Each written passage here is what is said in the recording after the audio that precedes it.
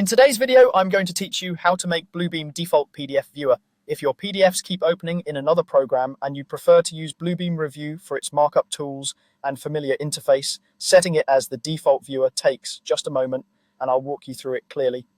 First, open Bluebeam Revu. You can launch it from a desktop shortcut or through the Start menu in Windows. If you have multiple editions installed, such as Standard, TAD, or Extreme, any of them can be set as the default viewer, so just open the one you use most. Once Bluebeam is open, look at the top left of the application window for the Review menu.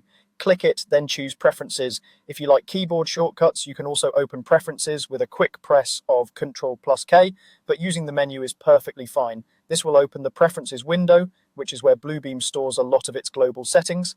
In the Preferences window, select General from the list on the left. This section covers basic application behavior, including which program handles PDFs by default.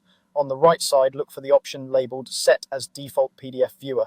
Clicking this tells Windows that Bluebeam Revu should be the program that opens PDFs when you double-click them from File Explorer, email attachments, or your desktop. When you click Set as Default PDF Viewer, Windows may display a confirmation prompt asking which app you want to use to open .pdf files. This prompt is normal. Choose Bluebeam Revu if it appears and confirm the change. Some systems also show a checkbox like Always Use this app. If you see it, leave it selected so the change sticks.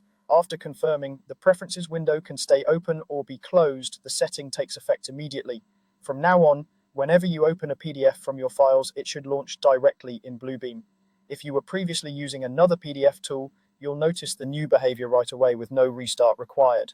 If the button appears grayed out or the change doesn't seem to hold, it may be due to system permissions or company policy. In that case, try running Bluebeam as an administrator or check with your IT team. Also, make sure you don't have another PDF application set to forcibly take over defaults after updates. That's all there is to it.